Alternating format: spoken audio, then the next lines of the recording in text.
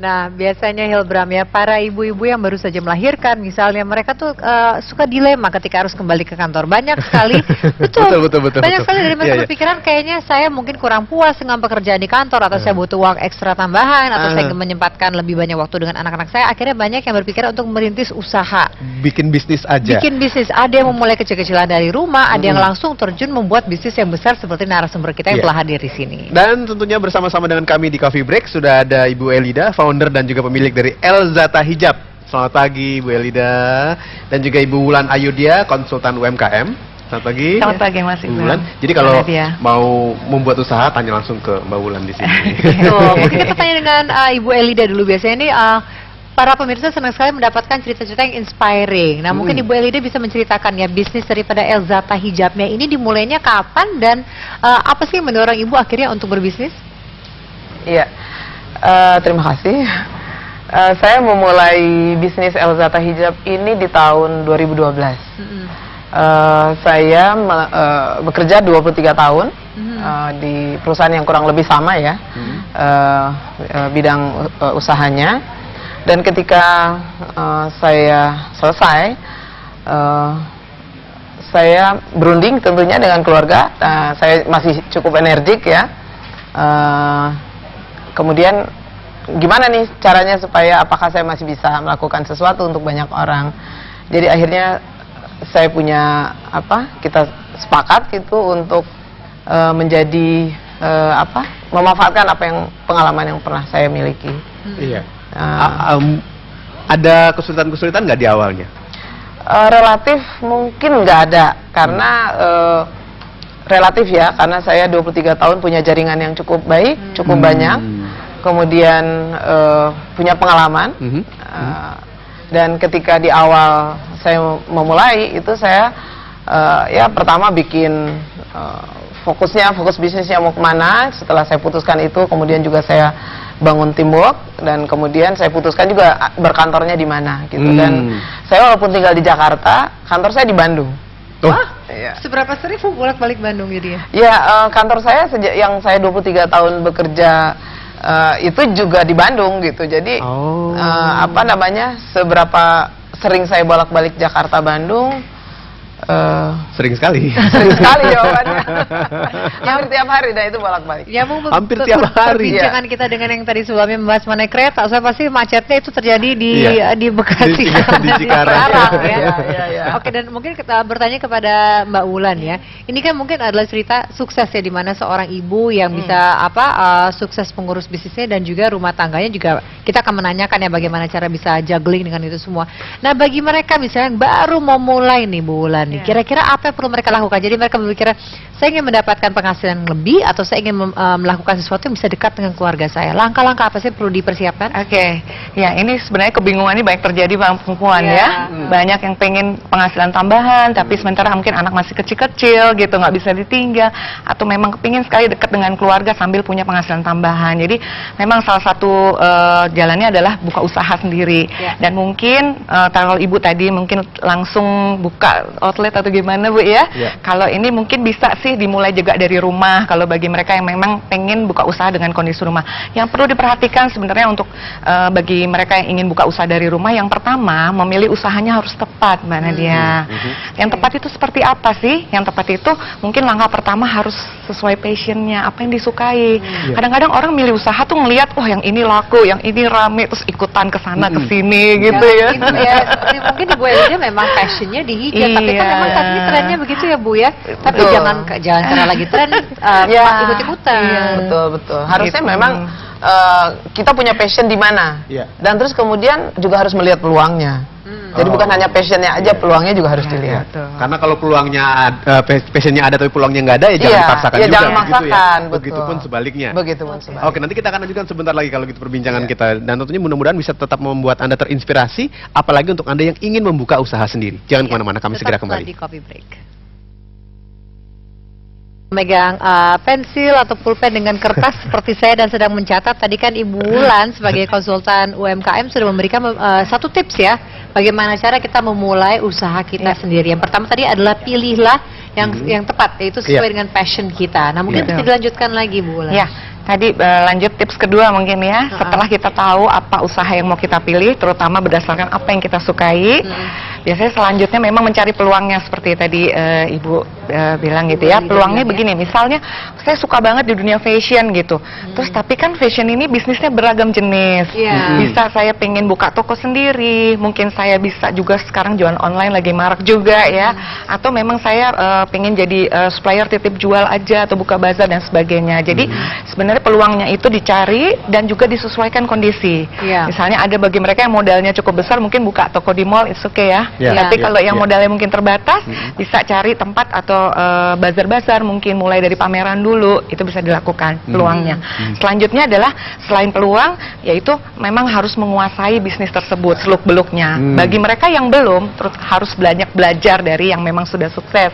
Tapi buat mereka yang mungkin sudah ada basic pengalaman, itu sangat bermanfaat sekali. Pertama tadi mencari suppliernya udah ada, jaringan penjualan, cara menjual, tren dan sebagainya itu sudah mengerti.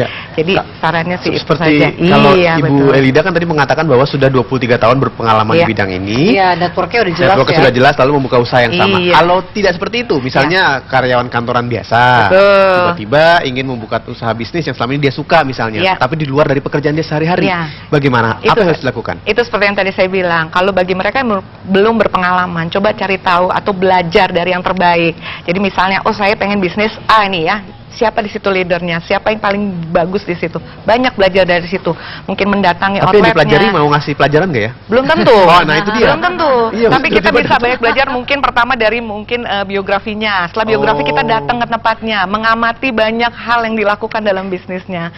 Dari produknya mungkin, Iya, dari iya, cara iya. melayani dan sebagainya. Tanpa langsung bertanya kepada Iya, pemiliknya, betul. begitu Karena ya. memang sekarang ini kan belum tentu banyak yang mau berbagi. Tapi sebenarnya tadi kita sempat membahas juga seperti Ibu Elida ini kan sudah sangat luas ya, bisnisnya banyak.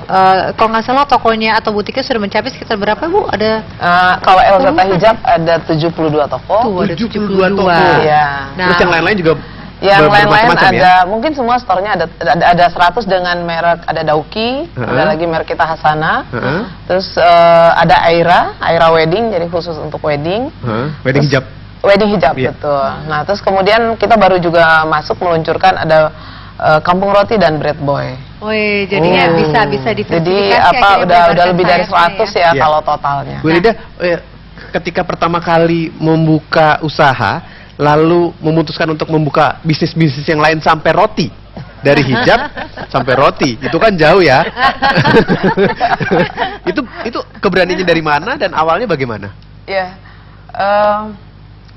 dari awal ketika saya sudah selesai ya bekerja 23 tahun, kan memang saya tujuannya bagaimana bisa sebanyak-banyaknya bermanfaat untuk orang lain gitu ya. Amin. Sehingga strategi saya mengembangkan usaha yang mau saya geluti itu memang udah berpikir gimana nih caranya supaya lebih cepat gitu. Karena kalau saya di usia hampir 50 tahun terus kemudian baru memulai bisnis dan mulai dari kecil, mungkin saya udah nggak punya kesabaran untuk langsung sendirian ya menghandle gitu. Beda dengan kasus yang ibu-ibu baru melahirkan, habis melahirkan dan lain sebagainya tadi.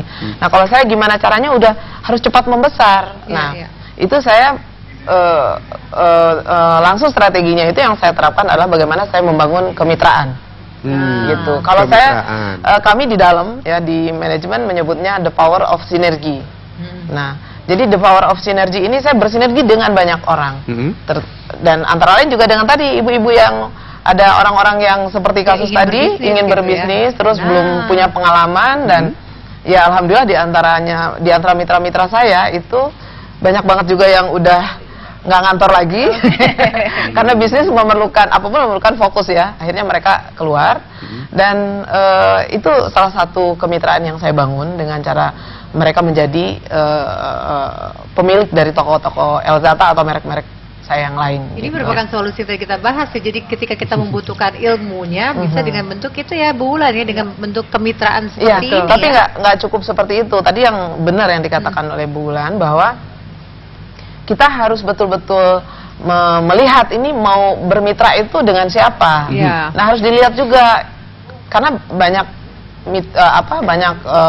juga merek-merek yang membangun kemitraan tapi nggak kuat di pemahaman pengetahuannya, akhirnya jeblok. Nah, Tapi ini- masih terus berkembang kan Ibu ya? Ya alhamdulillah Elida? masih terus berkembang Jadi kalau dan alhamdulillah juga yang mau buka toko ngantri. Nah, kalau ada pemirsa yang mau bergabung dengan Bu Elida masih bisa dong dibantu. Nah, salah satunya mungkin yang kami lakukan juga adalah kami dalam setahun mengadakan gathering 3 kali. Oh. Setiap gathering itu kita memberikan pemahaman tentang bagaimana mengelola bisnis mereka. Jadi tidak hanya sebagai mereka punya toko, tapi juga akhirnya mereka akan pinter kok. Iya, Dan diberikan knowledge diberikan juga, ya. knowledge gitu. Oke. Sehingga membuka toko apapun insya Allah mereka bisa. Oke. Setelah ini saya ingin bertanya ke Bu Wulan mengenai keberanian tadi. Ya nanti ya dari katakanlah dari pekerja karyawan tiba-tiba memutuskan keluar Ya. dan menjadi seorang pengusaha. Ya. Dari mana tuh keberaniannya nih? Pastinya banyak sekali tips-tips aplikatif yang bisa didapatkan oleh para pemirsa. Jadi tetap bersabar, kita masih ada 1 segmen lagi dari Coffee Break akan kembali untuk Anda sesaat lagi. Baik, terima kasih Anda masih terus bersama Coffee Break. Terima kasih Anda masih terus ingin terinspirasi oleh 2 bintang tamu kita pada kesempatan kali ini. Ya. Pertanyaan saya ke Mbak Wulan tadi, keberanian memutuskan untuk membuka usaha sendiri. Dari mana biasanya? Ya, biasanya tuh kondisi orang bekerja atau perempuan bekerja jenuh atau kadang-kadang dia ngerasa, aduh waktu saya kok banyak tersita di luar, kasihan Iya. anak-anak dan keluarga. Iya. Nah, tapi untuk keluar juga takut hasil Iya. karena dia kadang aduh nanti penghasilannya bagaimana ya, nggak tetap apa gimana, sedangkan mungkin keluarga ini masih butuh tambahan dari hasil pekerjaan ibu. Nah, memang sih langkah pertama memang nggak langsung drastis harus langsung keluar. Saya sih nggak terlalu menyarankan begitu.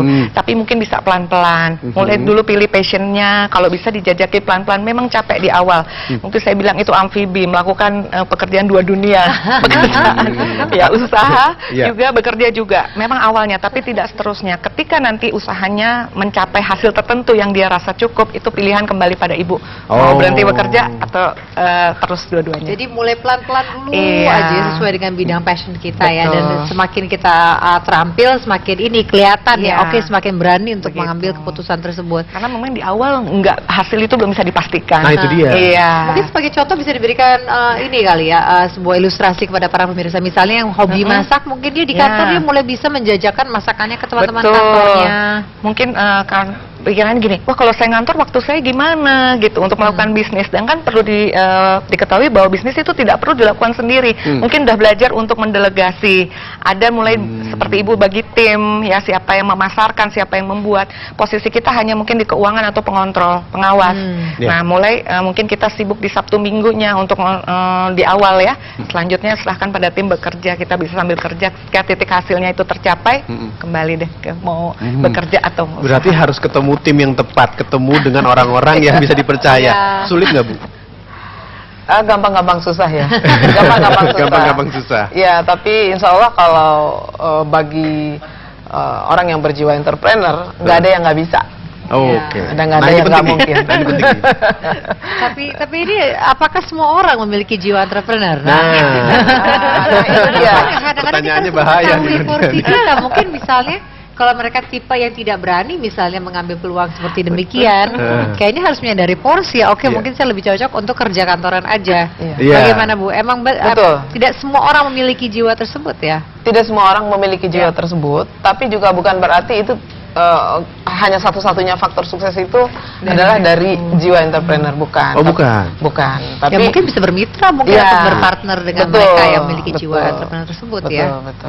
Oke. Yang biasanya paling sulit mereka hadapi ketika di awal-awal menjadi seorang entrepreneur apa sih?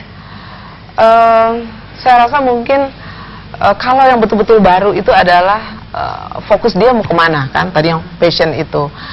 Saya juga mungkin ada wawasan ini ya. Sebenarnya apakah kita seneng menjual atau sebenarnya kita itu senengnya membuat? Ya, betul. kalau kita ingin membuat dan sekaligus menjual, apakah kita Iya. mau sebesar apa? Iya. Kalau mau sebesar kayak saya gitu ya, saya akan punya teamwork yang sangat besar, ya kan? Tapi kalau kita mau fokus pada salah satu hal saja, seperti menjual, jadi mitra banyak brand bisa. Iya. Kita tahu perusahaan-perusahaan besar dia tidak membuat, Iya. dia hanya menjadi pemegang license banyak brand, Iya, iya. ya. Terus kemudian kalau dia passionnya adalah di membuat, dia bisa membuat dan dia bisa bekerja sama dengan perusahaan-perusahaan besar tadi. Iya. Karena perusahaan-perusahaan besar itu ada kalanya mereka juga tidak membuat semuanya sendiri. Nah, pilih aja kalau kita mau memang senangnya di membuat, kita betul-betul belajar bagaimana membuat yang baik, menjaga kualitasnya, menjaga inovasi, kreativitas di produk kita, sehingga mitra kita yang akan menampung produk kita tadi, dia akan terus mengambil, dan ini margin yang udah pasti ya, karena itu kan ada kontraknya. Sehingga jadi ini sebenarnya sesuai dengan kata Bu Wulan tadi yang Iya. tips yang ketiga, mengetahui seluk-beluk bisnis ya. Jadi Betul. memang ada banyak cara yang lain, baik Iya. apakah kita mengambil posisi sebagai produsen atau Iya. sebagai penjual dan sebagainya. Ini Betul sepertinya sekali. harusnya kita menambah jamnya ya, Bram, banyak sekali. Kenapa kita undang lagi Bu ya? Karena ini memang sangat informatif bagi para pemirsa juga. Terima kasih banyak Iya. dan sukses terus. iya. Baik, Nah. dan mudah-mudahan apa yang sudah kami berikan kepada Anda bisa membuat inspirasi tersendiri, terutama untuk Anda yang memang ingin berbisnis atau untuk Anda yang sedang memikirkan kira-kira mana yang lebih baik, tetap bekerja sebagai karyawan atau akan mulai bisnis. Ya, apapun itu yang pasti prioritas nomor satu adalah keluarga ya. Iya. Keluarga harus terus diurus, mendapatkan perhatian penuh dari kita semua. Nah, JOI mendapatkan inspirasi lagi, Coffee Break akan hadir esok tentunya. Jadi jangan lupa untuk menyaksikan kami kembali di Coffee Break. Sampai jumpa.